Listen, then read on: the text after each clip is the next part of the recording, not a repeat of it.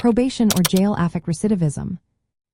When considering the question of whether probation or jail affects recidivism, it is essential to understand the different impacts each option has on individuals who have committed crimes. Recidivism refers to the tendency of a convicted criminal to reoffend, and it is often measured by rearrest, reconviction, or return to prison within a follow-up period, typically 3 years. Research shows that the effects of probation and jail on recidivism can vary significantly based on several factors. For instance, individuals released from prison who participate in educational or rehabilitative programs tend to have much lower recidivism rates. Those who earn credits for such programs might see rates around 21 to 26%, while those who do not participate can have rates closer to 45% or higher. This indicates that rehabilitation during incarceration can play a vital role in reducing the likelihood of reoffending. The length of incarceration also influences recidivism. Shorter sentences, particularly those under 60 months, do not show a statistically significant impact on reducing recidivism.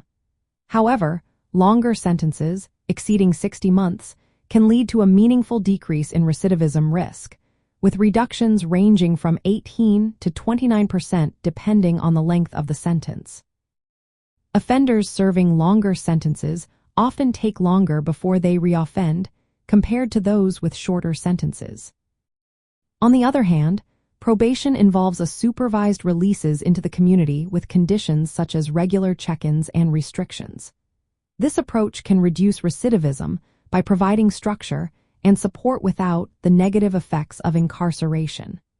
However, the effectiveness of probation varies widely based on the quality of supervision and available resources, as well as the individual circumstances of the offender.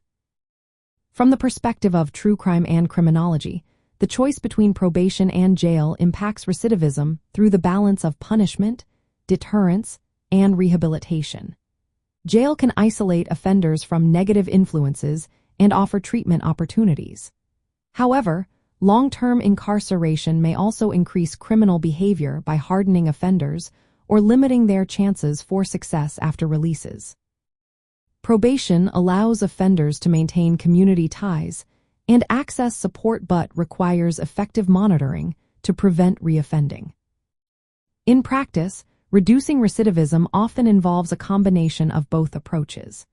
Using incarceration for serious offenses while emphasizing rehabilitative programs and employing probation with supportive services for lower-risk offenders can be effective. The goal is to lower the chance of reoffending by addressing underlying issues like substance abuse, lack of education, and employment barriers. In summary, probation and jail affect recidivism differently. Longer jail sentences can reduce recidivism but may have diminishing returns, while probation can be effective if well managed.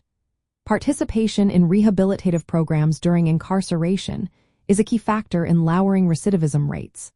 The effectiveness of either approach depends on how well corrections and rehabilitation systems meet the needs of offenders to prevent future crimes.